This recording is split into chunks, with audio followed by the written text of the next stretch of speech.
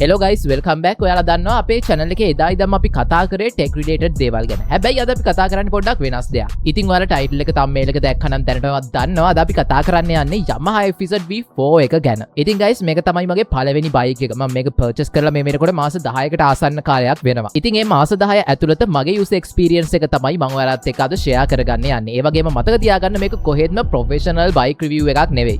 අවුරුද්දකට ආසන්න කාලයක් ඇතුළත මේ bike එකත් එක්ක මගේ experience එක තමයි අද මම ඔයාලත් එක්ක share කරගන්න යන්නේ. ඉතින් guys එහෙනම් වැඩි කතාවක් නැහැ. පුරුදු විදියටම අපි වීඩියෝ එකට යමු. වීඩියෝ එකට යන්න කලින් මතක් කරනවා අපිව subscribe කරන්න. ඒ වගේම වීඩියෝ එකටත් like එකක් දාගෙනම යන්න.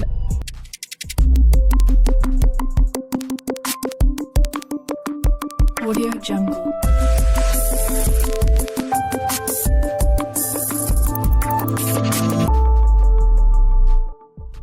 හරි guys එහෙනම් අපි පළවෙනියටම බලමු මේ බයික් එකේ build and quality එක සහ design එක ගැන. FZ V4 එකේ අපිට බලා ගන්න පුළුවන් වෙන්නේ මේ range එකේ ගොඩක් බයික් වල දැක ගන්න නැති ලොකු muscular design එකක්. මේ බයික් එක දැකපු ගමන් අපිට note වෙන පළවෙනි කාරණේ තමයි මේකේ ලොකුම ලොකු fuel tank එක. ඔව් guys අපි සාමාන්‍යයෙන් එදිනදා දැකලා තියෙන බයික් වල fuel tank එකට වඩා මේක මාරම ලොකුයි. මේකේ මේ muscular fuel tank එක large tank extensions ඒ වගේම compact LED headlight නිසා මේකට ගොඩක් aggressive පෙනුමක් ඇවිල්ලා තියෙනවා. බයික් එකේ ඉස්සරහ අපිට මේ විදිහට තමයි බලා ගන්න පුළුවන් වෙන්නේ. ලොකු හෙඩ්ලයිට් එකක් අපිට හම්බ වෙලා තියෙනවා. ඒ වගේම LED ලැම්ප් දෙකකුත් අපිට බලා ගන්න පුළුවන් වෙනවා. සයිඩ් එකට ගියාම මේ විදිහට තමයි අපිට බලා ගන්න පුළුවන් වෙන්නේ. අපිට ලොකුවට මේකේ ෆියුල් ටැංක් එක බලා ගන්න පුළුවන් වෙනවා. FZ logo එක, මේකේ engine, tires ඔය වගේ දේවල් ටික තමයි අපිට සයිඩ් එකේ බලා ගන්න පුළුවන් වෙන්නේ. ඊට පස්සේ මේකේ බෑක් එකට ගියාම අපිට බලා ගන්න පුළුවන් වෙනවා මිලිමීටර් 140 සෙක්ෂන් එකේ ලොකු ටයර් එකක්. මේ රේන්ජ් එකේ එන ගොඩක් බයික් වල අපිට මේ වගේ ලොකු ටයර් එකක් පිටිපස්සේ බලා ගන්න පුළුවන් වෙන්නේ නැහැ. හැබැයි මේ බයික් එකට ගොඩක් ලොකු ටයර් එකක් හම්බ වෙලා තියෙනවා. ඉතින් ওই ලොකු ටයර් එක මේක මේ ඩිසයින් එකට මාර විදියට මැච් වෙනවා. ඉතින් guys ඔය විදියට තමයි මේ FZ V4 එකේ පෙනුම අපිට බලා ගන්න පුළුවන් වෙන්නේ. ඔයාලා මේක පාරේදී දැක්කම සාමාන්‍යයෙන් වැඩි ලොකුවට බයික් ගැන ඉන්ට්‍රස්ට් නැති මිනිස්සෙක්ට නම් මේක කොහෙත්ම 149cc බයික් එකක් විදියට පේන්නේ නැහැ. මොකද මේකේ තියෙන මස්කියුලර් ඩිසයින් එක, ඒ වගේම ලොකු ටයර්ස්, ඔය දේවල් නිසා ගොඩක් කටියට මේ බයික් එක පේන්නේ ටිකක් ලොකු බයික් එකක් විදියට. ඊට පස්සේ මේකේ build and quality එක ගැන කතා කරනකොට මේක සාමාන්‍ය ඉන්දියන් බයික් එක quality එකම වගේ තමයි guys තියෙන්නේ. හැබැයි Yamaha ලගේ ස්ටෑන්ඩ් වලට මේක හදලා තියෙනවා. ගොඩක්ම දැන් එන හැම බයික් එකේ වගේම මේකෙත් අපිට fuel tank එකේ ඉඳන් ප්ලාස්ටික් වලින් තමයි බලා ගන්න පුළුවන් වෙන්නේ. ඉතින් guys design එක සහ build and quality එක ගැන ওই දේවල් ටික තමයි මට කතා කරන්න තියෙන්නේ. මේ බයික් එකේ සාමාන්‍ය අපේ 149cc බයික් එක නැති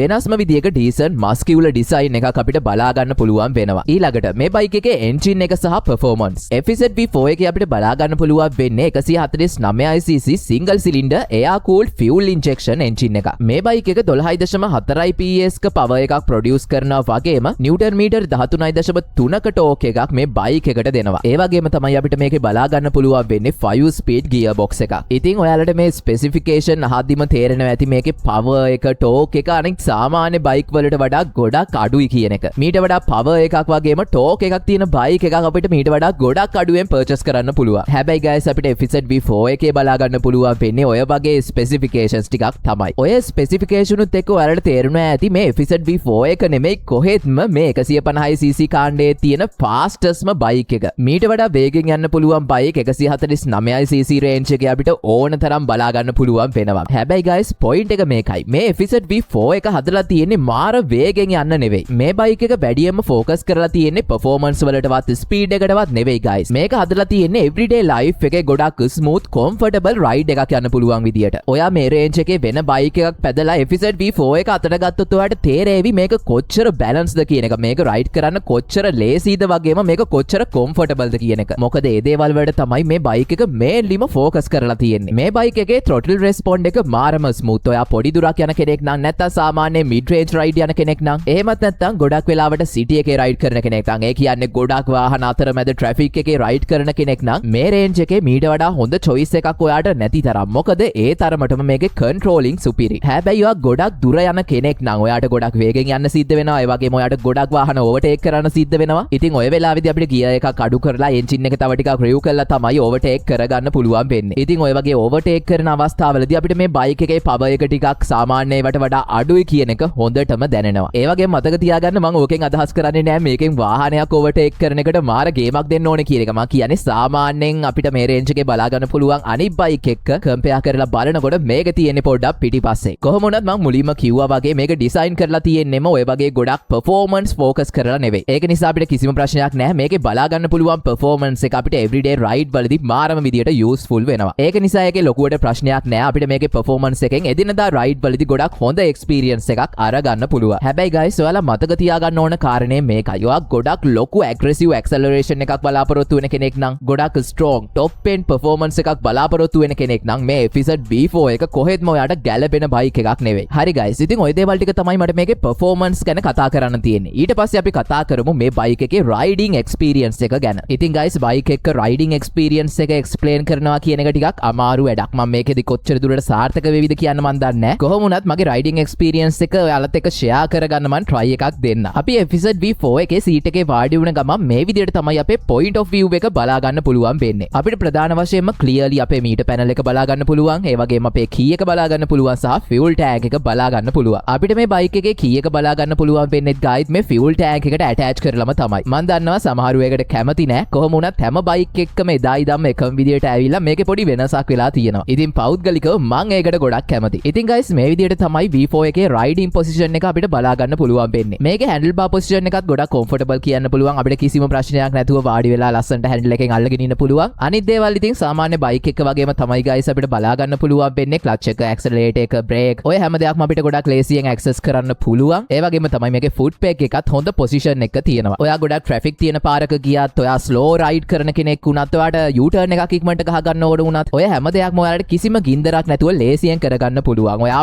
පළවෙනියට බයික් එකක් පදින කෙනෙක් වුණත් මේක මාරම ලේසි guys. ඇත්තම කිව්වොත් ඔයා බයික් එකක් පදින්න පුරුදු වෙන කෙනෙක් වුණත් කිසිම ප්‍රශ්නයක් නැතුව මේ බයික් එක ඔයාලට ride කරන්න පුළුවන්. U-turn එකක් ගහනකොට එහෙම වංගුවක් ගද්දී එහෙම ඔයා වැටේ කියලා කොහෙත්ම මේකේ බය වෙන්න දෙයක් නැහැ. මොකද මේ බයික් එක මාරම balance. ඒ වගේම පිටිපස්සේ තියෙන ලොකු ටයර් එක නිසා ඔයාලට extra confident එකකුත් මේකෙන් හම්බ වෙනවා. ඒ වගේම තමයි ඔයාලා පැයක හමාරක රයිඩ් එකක් යනවා නම් guys ඔයාලට කිසිම මහන්සියක් නැතුව ගොඩක් ලේසියෙන් මාර comfortable විදියට මේ බයික් එකේ රයිඩ් එකක් යන්න පුළුවන්. හැබැයි ඔයා පැය දෙක තුන long ride යන කෙනෙක් නම් අනිත් බයික් වගේම මේකේ යද්දිත් ඔයාලට ටිකක් අමාරු වෙන්න පුළුවන්. ඉතින් ඕක guys මොන බයික් එකෙත් සාමාන්‍ය දෙයක්. හැබැයි අනිත් බයික් වලට සාපේක්ෂව මේක ගොඩක්ම comfortable. හැබැයි මතක තියාගන්න guys මාස ගාණක් ඇතුළත මගේ පෞද්ගලික experience එක තමයි මම මේ ඔයාලත් එක්ක share කරගන්නේ. සමහර විට ඔය riding experience එක කෙනාගෙන් කෙනාට වෙනස් වෙන්න පුළුවන්. කොහොම වුණත් මේ FZ V4 එකේ ඔයාලට 70ට 80ට වගේ කිසි ලොකු vibration එකක් නැතුව මාර smooth ride එකක් යන්න පුළුවන්. ඔයාලා 70ට 80ට ගියත් මේ බයික් එකේ සම්පූර්ණ control එක ඔයාලගේ අතේ තියෙනවා. හැබැයි 80 වගේ පැන්නහම මේකේ තත්ත්වය ටිකක් වෙනස් වෙනවා guys. මේක ටිකක් vibrate වෙන්න ගන්නවා. ඒ වගේම මේකේ control එක අපේ අතේ පොඩ්ඩ ගිලිහෙනවා කියන එක ඔයාලට තේරෙනවා. හැබැයි ඔයාලට බයික් එකේ control එක නැහැ කියලා නෙවෙයි මං කියන්නේ. ඔයාලට control එක තියෙනවා. අර කලින් තිබ්බට වඩා ගොඩක් අඩුයි. එකපාරටම වාහනයක් ආවොත් බල්ලෙක් පැන්නොත් ඔය වගේ අවස්ථාවක ඒ ස්පීඩ් එකෙන් යනවා නම් ඔයාලට මේක නවත්ත ගන්න ටිකක් අමාරුයි. ඔයාලට ඕන නම් 100 පැනලා මේ බයික් එකේ යන්න පුළුවන්. ඒක ප්‍රශ්නයක් නෑ. හැබැයි ඕක යන වේගෙන්ම ඔයාලට නවත්ත ගන්න බෑ guys. ඒක තමයි මෙතන තියෙන ලොකුම ප්‍රශ්නේ. ඔයා මොකක් හරි වෙලා ඇක්සිඩන්ට් එකක් වුණොත් වැරද්ද කාගේ වුණත් බයික් එකේ යන කෙනාට තමයි ඩැමේජ් එක තියෙන්නේ. ඒක නිසා මම ඔයාලට කියන්නේ guys ඔයාලා පුළුවන් තරම් කොච්චර වේගෙන් යන්න පුළුවන් වුණත් කන්ට්‍රෝල් කරගන්න පුළුවන් වේගකින් යන්න. ඉතින් 70 කියන්නේ මේ FZ V4 එකේ කිසිම ගින්නක් නැතුව කන්ට්‍රෝල් කරගෙන යන්න පුළුවන් ස්පීඩ් එකක්. ඔයාලට ඒ ස්පීඩ් ලිමිට් එක ඇතුලේ ගොඩක් comfortable smooth ride එකක් මේ FZ V4 එකෙන් අරගන්න පුළුවන්. හරි guys ඉතින් මට ඔය දේවල් ටික තමයි මගේ මාස 10ක අවුරුද්දකට ආසන්න කාලයක FZ V4 එකේ riding experience එක ගැන ඔයාලත් එක්ක share කරගන්න ඕන උනේ. ඊළඟට අපි කතා කරමු මේ බයික් එකේ brakes, ABS and traction control ගැන. Yamaha FZ V4 එකට එනකොට ගොඩක් කට්ටිය වැඩියෙන්ම කතා කරපු දෙයක් තමයි මේ traction control කියලා කියන්නේ. ඇත්තටම මේක V4 එකේ තියෙන features වලින් ගොඩක් interesting feature එක කියලා කියන්න පුළුවන්. ඉතින් මේකෙදි සරලව වෙන්නේ guys ඔයාලගේ පිටිපස්සේ ටයර් එක මොකක් හරි වැස්ස දවසකදී වගේ ලිස්සලා යන්න හැදුවොත් ඒ රෝදේ කැරකෙන වේගය අඩු කරලා ඔයාලට control එක තියාගන්න උදව් කරන එක. ඇත්තටම ඕක traction control කියන එකේ හරිම definition එක නෙවෙයි. ඔයාලට මේකෙන් වෙන දේ පැහැදිලි වෙන්න මම ඔය ගොඩක් සරලව මේක කිව්වේ. ඊට පස්සේ braking වලට යනකොට අපිට 282 mm front disc එකක් හම්බ වෙනවා. ඒ වගේම 220 mm rear disc එකක් හම්බ වෙනවා. ඒ වගේම වැදගත්ම කාරණේ තමයි අපිට මේකට ABS හම්බ වෙලා තියෙනවා. හැබැයි අවුල් කාරණේ තමයි අපිට මේකට හම්බ වෙන්නේ single channel ABS system එකක්. ඒ කියන්නේ මේ බයික් එකේ ABS හම්බ වෙලා තියෙන්නේ ඉස්සරහා braking system එකට විතරයි. අපි ඉස්සරහා brake එක අල්ලනකොට ABS වැඩ කරනවා. හැබැයි පිටිපස්සේ braking system එකට ABS නැහැ. පිටිපස්සේ අපිට බලා ගන්න පුළුවන් වෙන්නේ normal disc brake එකක් විතරයි. හැබැයි එහෙම වුණාට මේක එදිනදා පාවිච්චි කරන්න කිසිම ප්‍රශ්නයක් නැහැ. ඔයාලට මේකේ තියෙන brake system එකෙන් ගොඩක් හොඳ වැඩක් ගන්න පුළුවන්. හැබැයි ප්‍රශ්නේ තමයි මේකට මෙයාලා traction control පවා දීලා තියෙනවා. මේ range එකේ ගොඩක් බයික් වල අපිට අපිට බලා ගන්න නැති ෆීචර් එකක් ඒක. ඒ වගේ ෆීචර් එකක් දීලත් මෙයාලා අපිට ඩුවල් channel ABS system එකක් දීලා නැහැ. ඒ වගේම තමයි guys මේකේ පිටිපස්සේ බ්‍රේක් එක. මේක ලොකුවට වදින බ්‍රේක් එකක් නෙවෙයි. ඇත්තටම මගේ බයික් එකේ විතරක් නෙමෙයි මම තව යාළුවෙක්ගේ බයික් එකක් try කරලා බැලුවා. ඒ බයික් දෙකේම පිටිපස්සේ බ්‍රේක් එක ගොඩක්ම අඩුවෙන් තමයි වදින්නේ. සමහර විට ඒක මේ බයික් එකේම අවුලක්ද දන්නේ නැහැ. හැබැයි යමහලම ඒක ලොකුවට වදින්නේ නැති වෙන්න හදලා ඉවුවද කියන්න දන්නේ නැහැ guys. මට ඒක හරියටම කන්ෆර්ම් කරලා කියන්න විදියක් නැහැ. කොහොම වුණත් පිටිපස්සේ බ්‍රේක් අඩු වුණාට මට කිසිම වෙලාවක පිටිපස්සේ බ්‍රේක් එහෙම ලොකුවට පාවිච්චි කරන්න ඕන වෙලා නැහැ guys. මොකද මම ගොඩක්ම පාවිච්චි කරන්නේ එන්ජින් බ්‍රේකින් සහ ඉස්සරහා බ්‍රේක් එක. ඉස්සරහා බ්‍රේක් එක ගින්දර වගේ වැඩ කරනවා guys. ABS තියෙනවා කිසිම ප්‍රශ්නයක් නැහැ. ඔයාලට ඕන වෙලාවක ඒක පාවිච්චි කරන්න පුළුවන්. හැබැයි මම දන්නවා සමහර අයට අනිවාර්යයෙන් පිටිපස්සේ බ්‍රේක් හොඳට ඕනේ. මං දන්නේ නැහැ මොකක්ද ඒකට හරියටම හේතුව කියලා. ඔයත් FZ V4 එකක් පදින කෙනෙක් නම් අනිවාර්යයෙන්ම ඔයාගේ පිටිපස්සේ බ්‍රේක් එකත් ඒ විදියද කියලා කමෙන්ට් එකක් දාගෙන යන්න. මොකද guys ඒක අනිත් කට්ටියටත් වැදගත් වේවි. ඒ වගේම වැරදි අදහසක් ගන්න එපා. මං කියන්නේ පිටිපස්සේ බ්‍රේක් එක වදින්නෙම නෑ කියලා නෙවෙයි. මේ රේන්ජ් එකේ තියෙන අනිත් බයික් වලට වඩා ගොඩක් අඩුවෙන් තමයි පිටිපස්සේ බ්‍රේක් එක වදින්නේ කියලා තමයි මම මේ කියන්නේ. ඉතින් ඕවරෝල් ගත්තම මේකේ බ්‍රේකින් සිස්ටම් එකේ කිසිම ප්‍රශ්නයක් නෑ. අපිට ඕන වෙලාවක මේක නවත්ත ගන්න පුළුවන්. හැබැයි මං හිතනවා මේකට ඩුවල් channel ABS ආවනම් මාරම වටිනවා කියලා. හරි guys බ්‍රේකින් සිස්ටම් එක ගැන කතා කරපු එකේ අපි මෙතනදිම සස්පෙන්ෂන් සිස්ටම් එක ගැනත් කතා කරමු. FZ V4 එකේ ඉස්සරහ අපිට බලා ගන්න පුළුවන් වෙන්නේ කන්වෙන්ෂනල් ටෙලිස්කෝප් සස්පෙන්ෂන් සිස්ටම් එක. ඒ වගේම පිටිපස්සේ අපිට බලා ගන්න පුළුවන් වෙන්නේ Yamaha ගේ මොනොක්‍රොස් සස්පෙන්ෂන් සිස්ටම් එක. ඉතින් ලොකු දේවල් මේකේ සස්පෙන්ෂන් සිස්ටම් එක ගැන කියන්නේ නෑ guys. සාමාන්‍ය විදියට everyday usage එකේදී වලට කිසි ප්‍රශ්නයක් නැතුව මේ සස්පෙන්ෂන් සිස්ටම් එකෙන් හොඳ වැඩක් ගන්න පුළුවන්. හරි ඊට පස්සේ අපි කතා කරමු මේකේ ඩිජිටල් ඩිස්ප්ලේ එක සහ බයි කනෙක්ට් ඇප් එක ගැන. ඔව් guys ඔයාලට පුළුවන් මේ බයික් එක ඔයාලගේ ෆෝන් එකත් එක්ක කනෙක්ට් කරන්න. මුලින්ම අපි මේකේ ඩිස්ප්ලේ එක ගැන කතා කරලා ඉමු. අපිට මේක බලා ගන්න පුළුවන් වෙනවා fully digital display එකක්. මේ ඩිස්ප්ලේ එකෙන් අපිට RPM එක, වෙලාව, ස්පීඩ් එක, fuel level එක වගේ ගොඩක් දේවල් බලා ගන්න පුළුවන් වෙනවා. මේක ගොඩක් දේවල් දාලා කම්ප්ලෙක්ස් කරලා නැහැ. ගොඩක් සරල simple interface එකක් තමයි මේකේ ඩිස්ප්ලේ එකේ අපිට බලා ගන්න පුළුවන් වෙන්නේ. ඒ වගේම මෙතන තියෙන බටන් වලින් ඔයාලට මේකේ තියෙන දේවල් එක එක විදියට වෙනස් කරගන්න පුළුවන්. ඔයාලගේ නම වුණත් මේකට දාගන්න පුළුවන්. ඉතින් ඔය වගේ සරල දේවල් ටිකක් තමයි අපිට මේකේ ඩිස්ප්ලේ එකේ බලා ගන්න පුළුවන් වෙන්නේ. ඊළඟට ඔයාලට මේ බයික් එක Y Connect app එක through ඔයාලගේ ෆෝන් එකට කනෙක්ට් කරගන්න පුළුවන්. ඉතින් ඔයාලා මේක ෆෝන් එකට කනෙක්ට් කරගත්තට පස්සේ අපි බයික් එක පාක් කරන තැන, ඒ වගේම අපි බයික් එකේ රයිඩ් කරලා තැන්, අපි ගිහිල්ලා තියෙන ට්‍රිප් එක මොන වගේද, කොච්චර දුර ගිහිල්ලාද, අපේ ෆියුල් එෆිෂන්සි එක කොහොමද, ඔය වගේ ගොඩක් ඉන්ෆෝමේෂන් අපිට මේ app එක through බලා ගන්න පුළුවන්. ඒ වගේම අපි මේ app එක පාවිච්චි කරලා බයික් එක සහ ෆෝන් එක කනෙක්ට් කරගත්තට පස්සේ අපේ ෆෝන් එකේ බැටරි ගාන, අපිට ෆෝන් කෝල් ඇවිල්ලාද, ඔය වගේ පොඩි ඉන්ෆෝමේෂන් පවා මීටර් පැනල් එකේ අපිට ඩිස්ප්ලේ වෙනවා බලා ගන්න පුළුවන්. ඉතින් ඔය දේවල් ටික තමයි මට මේකේ ඩිස්ප්ලේ එක සහ Y Connect app එක ගැන කියන්න තියෙන්නේ. දැන් අපි කතා කරමු ගොඩක් කට්ටිය අහන ප්‍රශ්නයක් ගැන. මේ බයික් එකේ තෙල් කොච්චරක් වැඩ කරනවද? ඔයාලා දන්නවා පරණාව FZ series හැම එකම වගේ ගොඩක් හොඳ fuel efficiency එකක් අපිට බලා ගන්න පුළුවන් වුණා. ඉතින් මේකේ version 4 එකට එනකොටත් ඒක එහෙමම තමයි. හැබැයි ඔයාලා මතක තියාගන්න මේ fuel efficiency එක කියන එක රයිඩ් එකේ බර,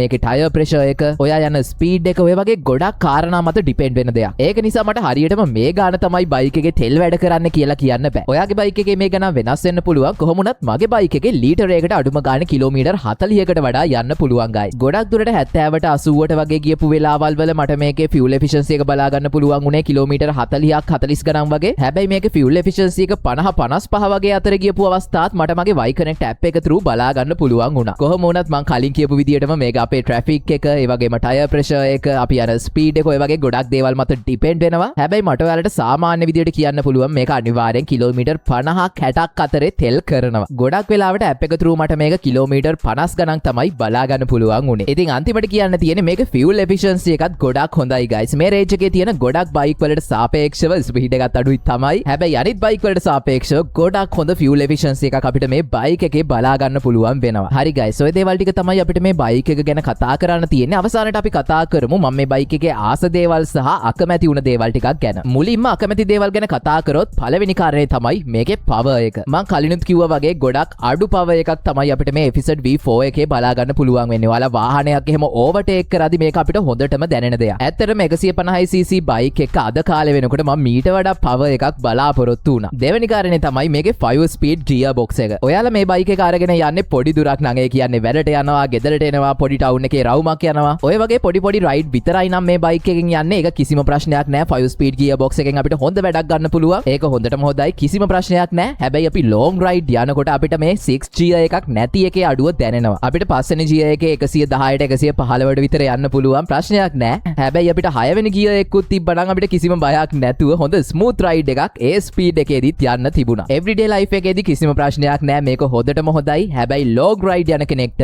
අනිවාර්යෙන් මේකේ 6 වෙනි ගියර් එක නැති එකේ අඩුව දැනෙනවා. 3 වෙනි එක තමයි single channel ABS. මං කලිනුත් කිව්වා මේකට මෙයාලට dual channel ABS දෙන්න තිබ්බා guys. හැබැයි යාලා traction control දීලා තියෙනවා dual channel ABS දීලා නෑ. ඉතින් ඕක මන් දකින්නේ මේ බයික් එකේ තියෙන ලොකුම අඩුපාඩුවක් විදියට. ඊළඟට මේක සර්විස් කරන්න යන cost එක අපිට සාමාන්‍යයෙන් මේකේ පළවෙනි සර්විස් තුන ෆ්‍රී කරගන්න පුළුවන් රුපියල් 3000 4000ක් වගේ ගණක් තමයි ඒකට යන්නේ. හැබැයි එතනින් පස්සේ මෙයාලා කියලා තියෙනවා හැම කිලෝමීටර් 2000කට සැරයක්ම මේක සර්විස් කරගන්න කියලා. ඉතින් ඕකට අපේ පැත්තේ සාමාන්‍ය රුපියල් 7000 8000ක් වගේ අතර ගණක් තමයි යන්නේ. කොහොම වුණත් අනික් බයික් වලට සාපේක්ෂව මට හිතෙනවා මේකේ සර්විස් cost එක ගොඩක් වැඩි කියලා. අනික 150cc බයික් එකක් කිලෝමීටර් 2000න් 2000ට ඔයිල් මාරු කර කර ඔය දේවල් කරනවා කියන්නේ සාමාන්‍ය කෙනෙක්ට ටිකක් ලොකු දෙයක් guys. කොහොම වුණත් ඔයා FZ V4 එකක් ගන්න ඉන්න කෙනෙක් නම් අනිවාර්යෙන් ඒක ගැනත් පොඩ්ඩක් හිතලා බලන්න. ඉතින් guys ඔය දේවල් ටික තමයි මට මේ බයික් එකේ ප්‍රධානතම අඩුපාඩු විදියට පෙවුන දේවල් ටික. ඔයාලගේ අදහසත් අනිවාර්යයෙන්ම කමෙන්ට් කරන්න. ඊළඟට අපි බලමු මේ බයික් එකේ හොඳ දේවල් ටික ගැන. පළවෙනි කාරණේ තමයි මේකේ මස්කියුලර් ඩිසයින් එක. මම මේ බයික් එක පර්චේස් කරන්න ප්‍රධානතම වුණ කාරණේ තමයි guys ඒ ඩිසයින් එක. මේකේ ලොකු ෆියුල් ටැංක් එක, මේකේ ලොකු ටයර් එක, ඒ වගේම මේකේ කීයක දාන තියෙන තැන. ඔය දේවල් ටිකට මම මාර විදියට කැමති වුණා. මේක මගේ ඩ්‍රීම් බයික් එකක් වෙලා තිබ්බේ එදා ඉඳන්ම. මං FZ එකක්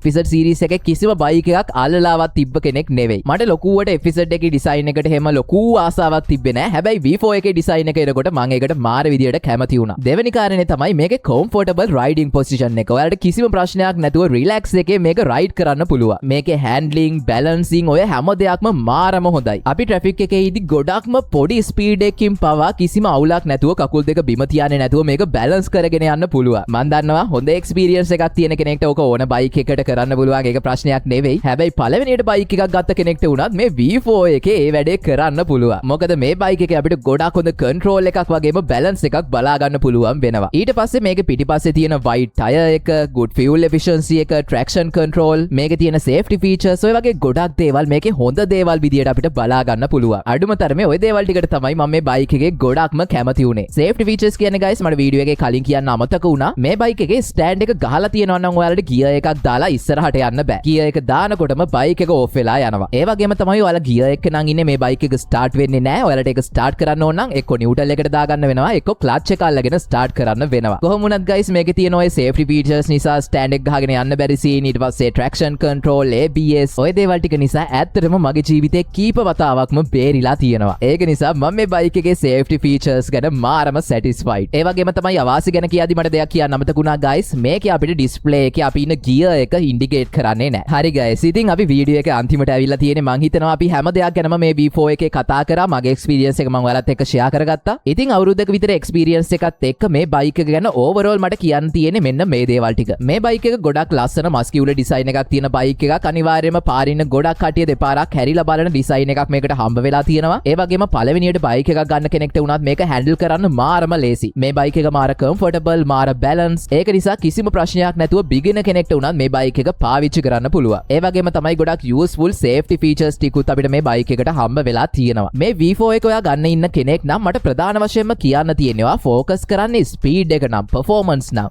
මේක කොහෙත්ම ඔයාට ගැලපෙන බයික් එක නෙවෙයි. මොකද මේකට වඩා ගොඩක් fast bike අපිට මේ මාකට් එකේ මීටත් වඩා අඩුවෙන් බලා ගන්න පුළුවන් වෙනවා. හැබැයි ඔයා හොයන්නේ ගොඩක් safety, comfortable, everyday ride කරන්න පුළුවන්, හොඳ fuel efficiency එකක් තියෙන, මාර smooth riding experience එකක් ගන්න පුළුවන් බයික් එකක් හොයන කෙනෙක් නම් මේක තමයි ඔයාට ගැලපෙනම choice එක. ඒ වගේම තමයි මේකේ main point එක තමයි guys මේ බයික් එකත් එක්ක ජීවත් වෙන එක මාරම ලේසි. මේ range එකේ තියෙන අනිත් බයික් එක්ක බැලුවම guys අනිත් බයික් වලට ඇවිල්ලා තියෙන ප්‍රශ්නත් එක්ක බැලුවම මේක මාර solid බයික් එකක්. ඔයාලට කිසිම ගින්දරක් නැතුව කිසිම ප්‍රශ්නයක් නැතුව මේ බයික් එක everyday use කරන්න පුළුවන්. ඉතින් මන් දකින විදියට මේ FZ series එකේ ප්‍රධානතම අරමුණ තමයි ඒක. ඉතින් FZ V4 එකට එනකොටත් ඒක ඒ විදියම තමයි.